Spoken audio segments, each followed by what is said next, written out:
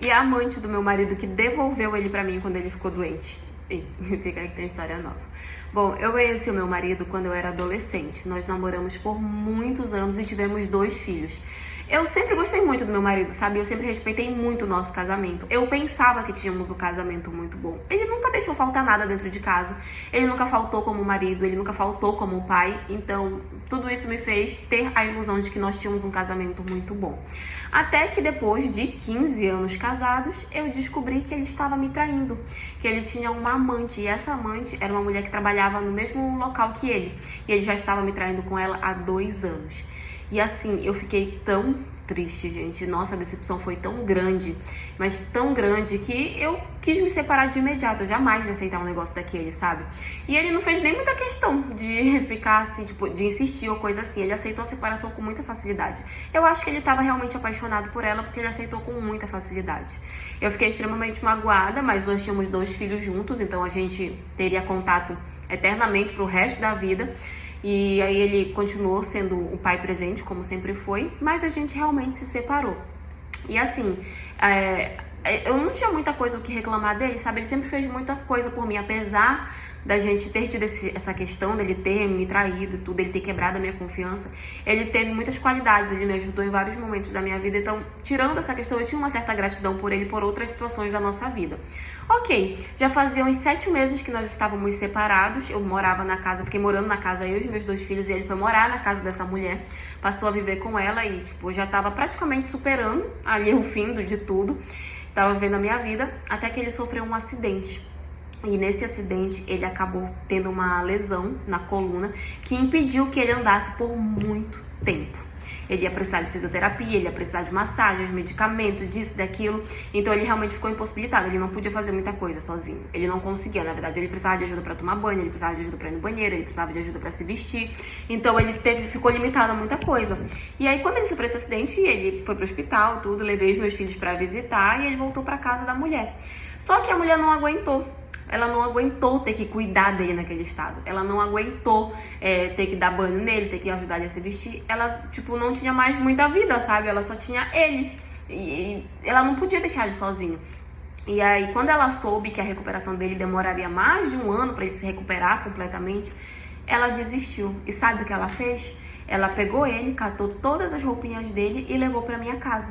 Bateu na porta da minha casa e quando eu abri, lá estava ela e ele na cadeira de rodas. E ela falando que ela não aguentava mais, que ela não tinha vida mais, que ela não tinha obrigação nenhuma com ele, que como eu era a mãe dos filhos dele, eu ainda era esposa, porque nosso divórcio não tinha saído, eu tinha obrigação de cuidar dele porque ela não aguentava mais. E aí, tipo, ela só largou ele na porta da minha casa e foi embora. Eu fiquei olhando aquela situação sem acreditar, sabe, que ela tinha feito aquilo. E ele tava, tipo, todo cabisbaixo, todo triste. Eu acho que eles tinham tido uma briga pra lá, alguma coisa assim. E assim, ele não tinha família na cidade, né? Eu era a única pessoa conhecida, digamos assim. Porque a família dele era tudo de outro estado. E aí, quando ela botou ele na porta da minha casa e falou tudo isso, eu fiquei até com pena dele, eu não vou mentir pra vocês. E eu fiquei, tipo, pensei muito na possibilidade de falar pra ele, não, vai embora e se vira. Mas, gente, ele não tinha ninguém. Não tinha absolutamente ninguém na cidade. E ele era o pai dos meus filhos. Eu fiquei com pena dele por toda a situação e deixei ele voltar pra casa e passei a cuidar dele. Só que assim, eu cuidei dele, tudo, ajudei todo na questão da recuperação dele e tal. Mas a gente não dormia no mesmo quarto, nós não tínhamos um relacionamento de casal, porque eu não tinha intenção de voltar com ele. Eu não tinha perdoado ele, nem nada, eu não sentia mais aquele amor e tal. Eu só cuidei dele porque ele era o pai dos meus filhos e porque eu realmente fiquei com pena dele naquela situação.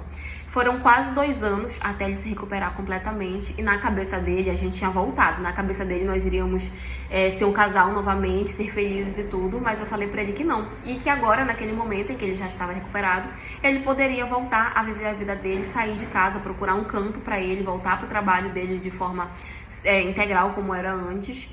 E ele não aceitou muito bem. Na cabeça dele eu ia voltar. O fato de eu ter ajudado ele era porque eu estava perdoando, mas não. E como eu falei, eu só ajudei a cuidar porque ele era o pai dos meus filhos e porque eu realmente fiquei com muita pena dele. E assim, ele tentou insistir, ele vinha na minha porta, ele se ajoelhava, ele chorava, falava que ele tinha perdido a mulher da vida dele, que ele tinha me trocado por uma mulher que não valia a pena e tudo, e que eu tinha demonstrado que eu era uma pessoa boa e tal. Ele vinha, gente, ele se ajoelhava na minha porta, ele chorava, implorando pra que eu voltasse com ele, mas eu não voltei.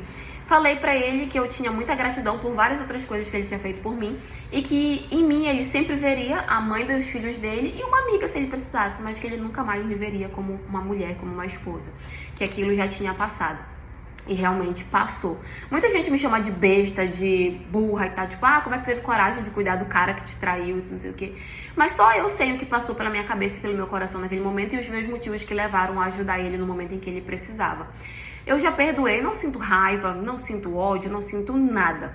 Eu apenas sinto, assim, até uma certa pena por realmente ele ter destruído um casamento tão bom por causa de uma mulher que não valia a pena. E eu espero que ele possa seguir a vida dele, porque eu mesma já tô seguindo a minha e não pretendo jamais, nunca, em hipótese alguma, voltar com ele. Mas enfim, essa é a história de hoje. E foi isso.